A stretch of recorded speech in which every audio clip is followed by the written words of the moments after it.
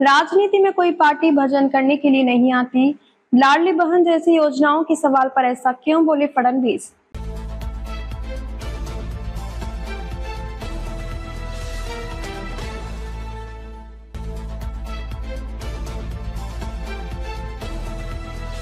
महाराष्ट्र में काफी समय से विपक्ष की तरफ से कहा जा रहा है कि चुनावों में गेम चेंजर रही लाडली बहन योजना से महायुति सरकार आर्थिक संकट में है। लेकिन मुख्यमंत्री फडणवीस ने एक कॉन्क्लेव में महाराष्ट्र की आर्थिक स्थिति पर खुलकर बात की। उन्होंने लाभ देने वाली योजनाओं के सवाल पर भी अपनी बात रखी। महाराष्ट्र के मुख्यमंत्री देवेंद्र फडणवीस का लाडली बहन योजना की तरह जनता को जेब में सीधे रुपए पहुंचाने वाली डायरेक्टर बेनिफिट वाली स्कीम पर बड़ा बयान सामने आया है। एक टीवी चैनल के कॉन्क्लेव में फडणवीस ने कहा कि लोकतंत्र में जनता की अपेक्षाओं को पूरा करना सरकार की जिम्मेदारी होती है। उन्होंने कहा कि शायद यह एक ऐसा दौर चल रहा है जब जनता इस तरह के लाभ की अपेक्षा रखती है। उन्होंने कहा ऐसा हो सकता है कि एक राष्ट्रीय स्तर पर इसको लेकर चर्चा हो, इसमें तय किया जाए कि जीडीपी का कितना हिस्सा पर इस पर खर्च किया जाएगा। फडणवीस ने यह भी कहा कि राजनीति में कोई भी पार्टी भजन करने के लिए नहीं आती।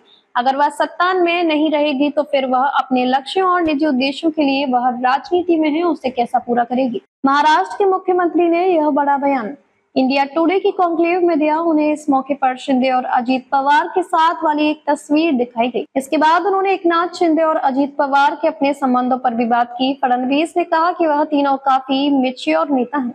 यह गठबंधन का युग है, उन्हें अपनी सीमाएं भी पता है। फडणवीस ने यह भी कहा कि आकांक्षाएं होने गलत नहीं है, लेकिन हमें पता है कि हम तक जा सकते हैं। उन्होंने विवाद के सवाल पर कहा कि हम एक पार्टी नहीं है, हम तीनों अलग अलग पार्टी से आते हैं। ऐसे में कभी कभी ऐसा होता है किसी मुद्दे पर हमारी राय एक नहीं होती है, ऐसे में हम तीनों मिलकर निर्णय लेते हैं। गौरतलब हो कि पिछले साल सीएम बनने से पहले देवेंद्र फडणवीस शिंदे की सरकार में डिप्टी सीएम थे।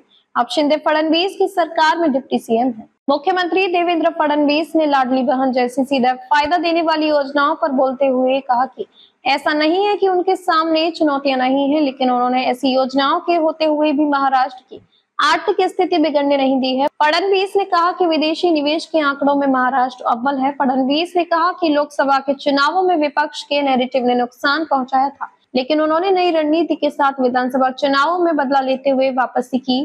गौरतलब हो कि एफडीआई इनफ्लो में महाराष्ट्र पहले, कर्नाटक दूसरे और गुजरात तीसरे नंबर पर है। दिल्ली तमिलनाडु चौथे और पांचवें नंबर पर है।